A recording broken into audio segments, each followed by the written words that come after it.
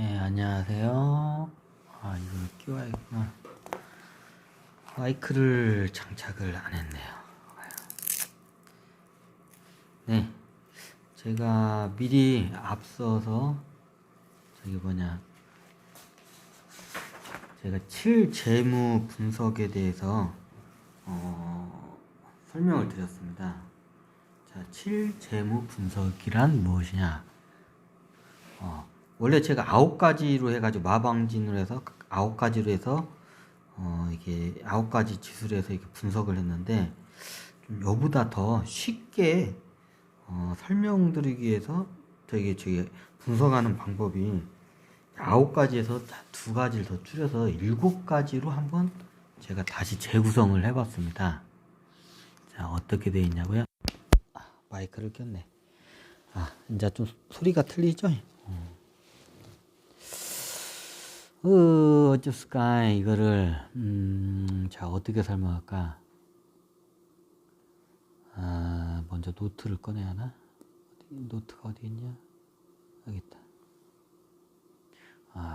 노트가 이게 좀 편해요.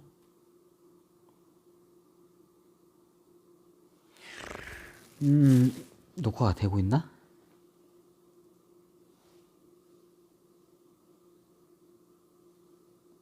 이게 녹화가 되고 있나? 되고 있지.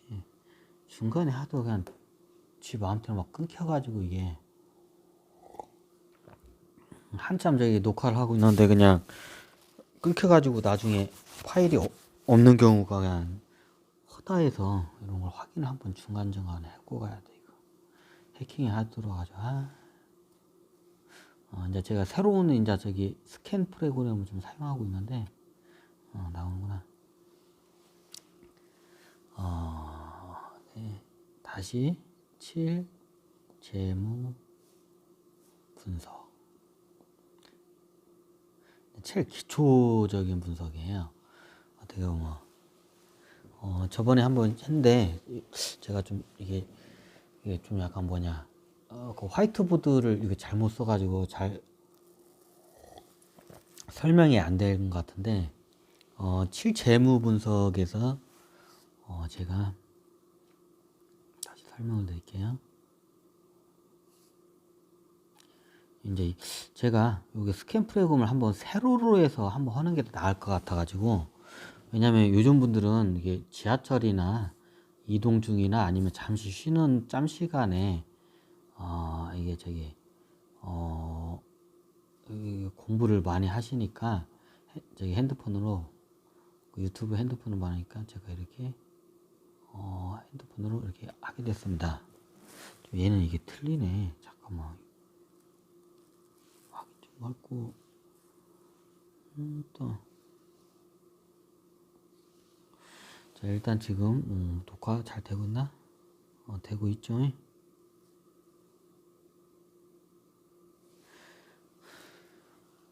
재무 분석 중에서 최고 이게 어떻게 보면 회사 경영자 입장에서는 내가 이 회사 CEO다 이런 경영자 입장에서는 ROE를 우리가 볼 줄 알아야 합니다. 좀 이게 가운데다 넣을까요? ROE.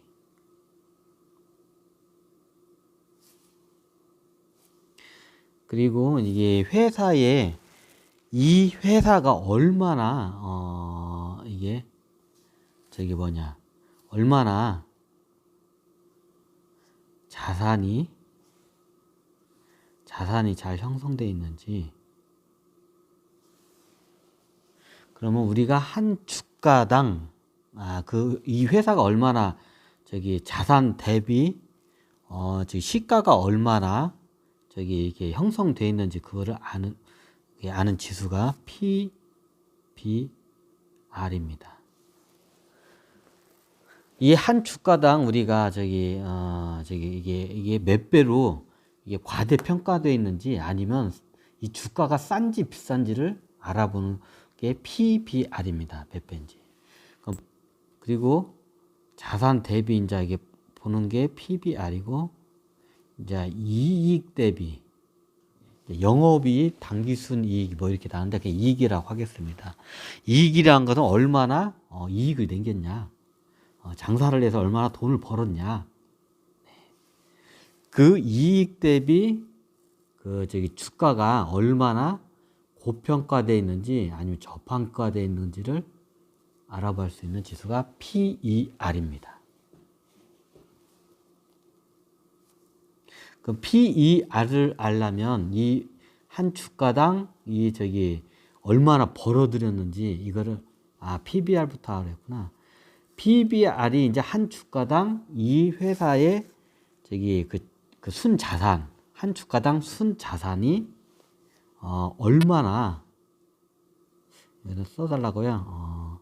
한 주당 순자산. 자본금이라고 하는데, 이제 이게 순자산, 자본금 똑같은 말이에요. 순자산이라고 여기서. 왜냐하면 여러분들한테는 자본금이라는 말보다 여기서는 순자산이라고 이제 설명을 드려요. 밑에서 하나 더 써드릴까요? 네. 1인당 자본금. 한 주당 자본금이, 잠깐만. 자본금 대비, 주가 대비 이제 이걸 나타낸 거예요. 이게 BPS. BPS는 한 주가당 순자산. 자, 이해가 되시죠? BPS는 한 주가당 순자산. 그 주가 대비 이게 몇 배로 시세가 더 측정되어 있는지 이제 그걸 아는 게 PBR이고요. 그리고 중요한 게 이 회사가 순자산은 어차피 순자산이란 게 부채, 순자산이라는 거는 총 자산에서 부채를 뺀 게 순자산이죠. 그럼 이 회사의 건전성을 보려면 뭘 봐야 하나요? 네, 그 자산의 건전성을, 부채의 비율을 봐야 합니다.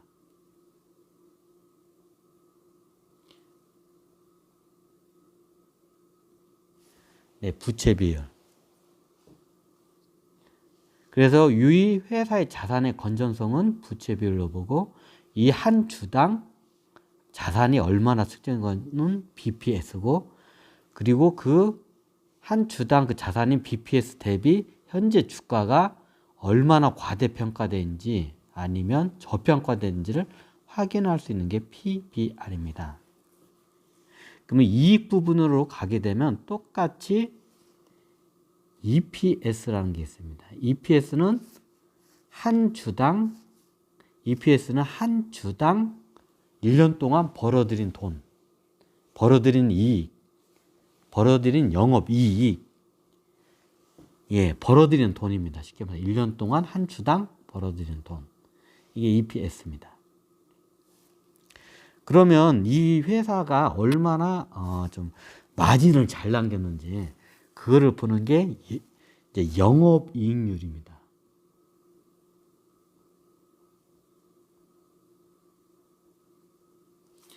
쉽게 말해서 100만 원치 물건을 팔았는데 마진이 50% 남겨서, 그러면 영업이익률이 50%겠죠. 근데 이게 재고떨이하고 헌일하고 마진이 시원찮은 10%밖에, 100만 원치 물건 파는데 10만 원밖에 못 남겼어. 그러면 영업률이 10%가 되겠죠. 왜 이게 중요하냐고요?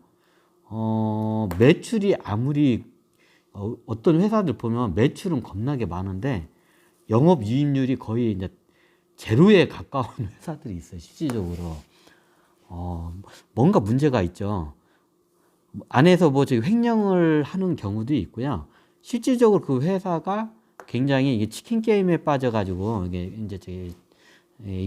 쉽게 말하면 이익을 못 내. 치킨 게임에서. 그리고 어떤 경우가 있냐면 하청 일을 해요. B2B라고 하는데 다른 회사에다가 물건을 납품을, 예를 들면 제가 옛날 자동차 회사를 다녔잖아요. 자동차 회사 중에 자동차가 예를 들어서 현대, 기아, 대우 이런 완성제 자동차가 있고, 그럼 그 밑에 하청업체들이 어마어마하게 많아요. 현대 모비스도 그 중에 하나인가? 하여튼 이게 하청업체들이 거기에 본청 업체인 회사에다가 이게 납품을 하잖아요. 그러면 이제 단가 후려치기를 해가지고 물건 겁나게 이제 저기 물건을 많이 파는데 마진이 없어. 거의 없어. 그냥 마진이. 그냥 저기 그냥 먹고 살 정도만 마진이 생겨요. 그럼 그런 회사에다 투자하면 이게 나중에 어느 순간이 되면 그 회사들이 다 자기 회사의 자기 자본을 까먹어가지고 이제 자본 잠식이 되는 경우가 많이 있어요. 이제 그 경우는 여러 가지가 있어요. 그래서 그 전에 그걸 먼저 알아채려면 영업이익률을 우리가 먼저 좀 알아야 돼. 분석할 줄 알아야 돼요. 그래서 총 이 7가지의 지수를 통해서 여러분들에게 한번 저기 예시를 통해서 한번 강의를 할까 합니다. 자, 여기까지는 한 일부로 해가지고 7가지 재무 분석 한번 이게 강의를 간단하게 한번 했습니다.